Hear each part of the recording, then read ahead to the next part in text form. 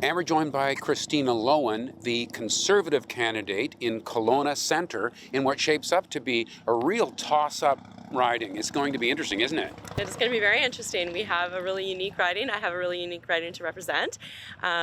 We've got, the downtown core. We've got some beautiful suburbs like Wilden and Glenmore, and then we've got a large amount of commercial district as well, all the way out to the new Costco. So It's going to be a very interesting riding to represent, and I'm excited about that diversity. Right.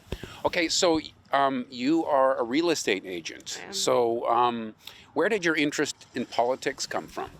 Well, my interest in politics kind of started in the last 4 or 5 years when I saw a lot of what I believe to be government overreach and just kind of an assault on what I think are Canadian virtues and values. And so for instance, like property rights is a big one. I feel a lot of people are feeling that pinch right now with short-term rentals and the changes going on there.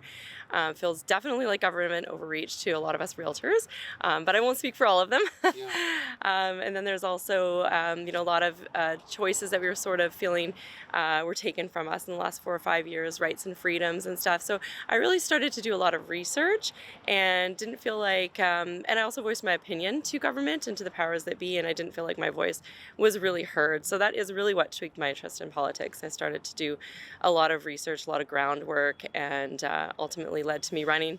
Right.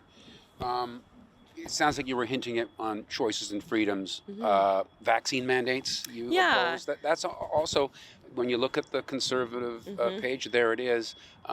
There's a dislike of mandates that's expressed. Absolutely. Yeah, the Conservatives are against the mandates, and they do want to hire back the nurses.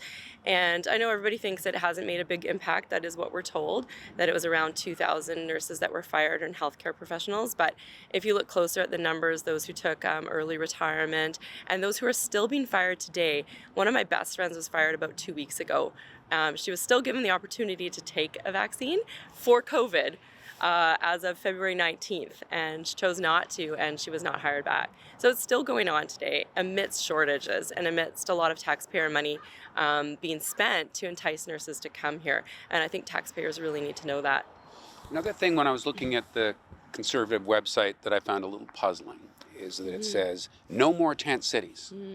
Well, I mean, everyone wants no more tent cities, I guess, but is there any meat on those bones? How would a Conservative BC government get to a no more tent cities? Well, I think it's a good goal to have. I haven't delved totally into their policies and how they plan to get there, but I think that the Conservative mindset is that it has to be multifaceted.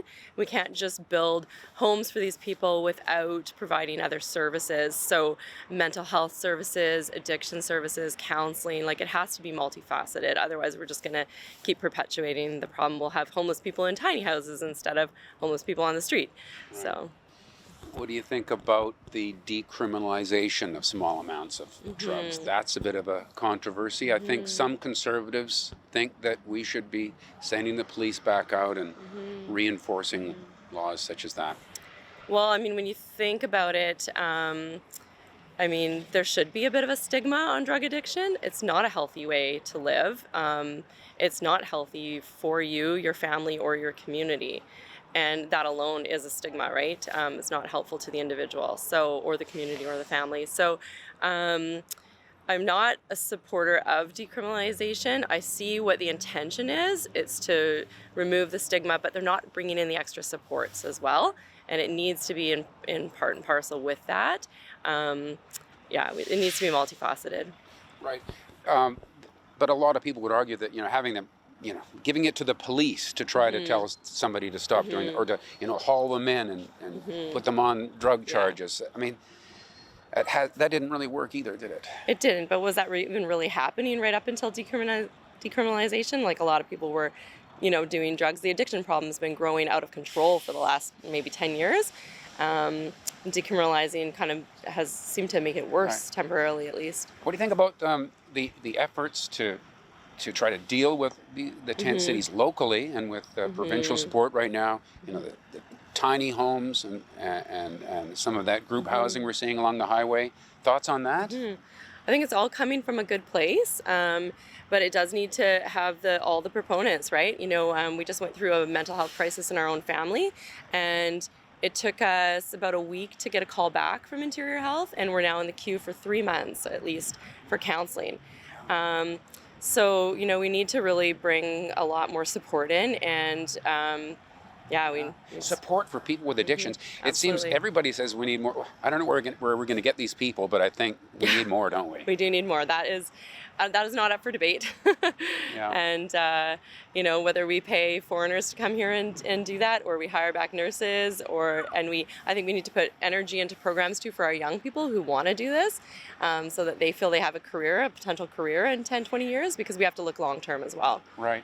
So again, super interesting writing here. When you go urban, that tends to sort of you get some more left-leaning voters, which means the NDP, whoever they put here, maybe have a chance. Usually they just wave the flag in these elections locally and don't get elected. Who knows? They have a chance. And there's a strong candidate for BC United, and then you. So a real toss-up here. You're gonna have to work hard. I am definitely going to work hard. I'm going to be shaking a lot of hands, kissing a lot of babies. All right, great to meet you. Great to meet you Good luck, too. and thanks for watching Kelowna Now.